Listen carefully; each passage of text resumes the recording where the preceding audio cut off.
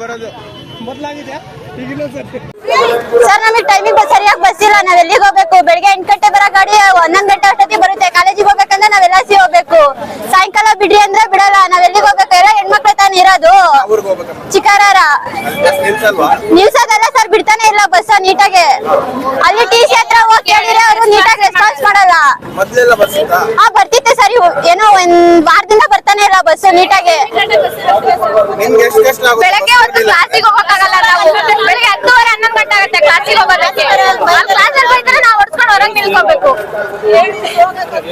ಏನ್ ಮಾಡ್ಬೇಕಂತ ಸರ್ ನಮಗೆ ಬಸ್ ಬಿಡೋವರೆಗೂ ನಾವು ಸ್ಟ್ರೈಕ್ ಮಾಡ್ತೀವಿ ಅಷ್ಟೇ ಸರ್. ಇಲ್ಲ ಡಿಪೋ ಮ್ಯಾನೇಜರ್ ಯಾರಿದ್ದಾರೆ ಅವ್ರು ಬರಕ್ ಹೇಳಿ ಸರ್. ಅವ್ರನ್ನೂ ಕರೆಸ್ರಿ ಸರ್, ಹೇಳ್ತೀವಿ. ನಮಗೆ ಯಾಕೆ ಅವ್ರ ಮಕ್ಳಿಗೆ ಬಸ್ ಇಲ್ಲ ಅಂದಾಗ ಅವ್ರು ಬಿಡ್ಸಿಲ್ವಾ? ನಮಗೂ ನಾವು ಅವ್ರ ಮಕ್ಳ ತಿಂತಾನೆ ತಾನೇ ಬಂದ್ ಬಿಡಿಸ್ಲಿ ಹೇಳಿ ಸರ್.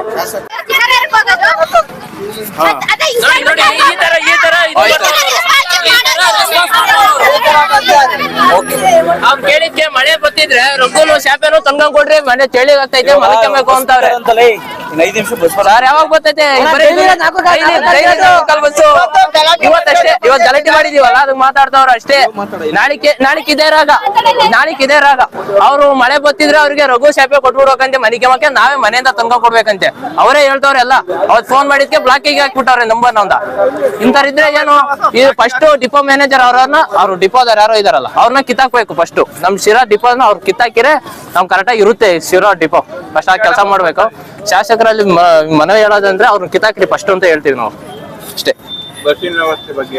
ಬಸ್ ವ್ಯವಸ್ಥೆ ಕರೆಕ್ಟ್ ಟೈಮಿಗೆ ಕರೆಕ್ಟಾಗಿ ಬರ್ಲಿ ಸಾಕು ನಮ್ಗೆ. 8:30 ಗಾಡಿ ಐತೆ ಚಿಕ್ಕರ ಗಾಡಿ ಬೆಳಿಗ್ಗೆ. ಆ ಟೈಮಿಗೆ ಬಂದ್ರೆ ನಮ್ ಕಾಲೇಜ್ ಹುಡುಗರ್ಗೆಲ್ಲ ಕರೆಕ್ಟಾಗಿ ಟೈಮಿಂಗ್ ಆಗುತ್ತೆ. ತಿರ್ಗಾ 3:45 ಐತೆ ಅದು ಬರುತ್ತೆ. 4 ಕಾಲು ಕರೆಕ್ಟ್ ಟೈಮಿಗೆ ಬರಲ್ಲ. ಹಿಂಗಾಗುತ್ತೆ ಏನು.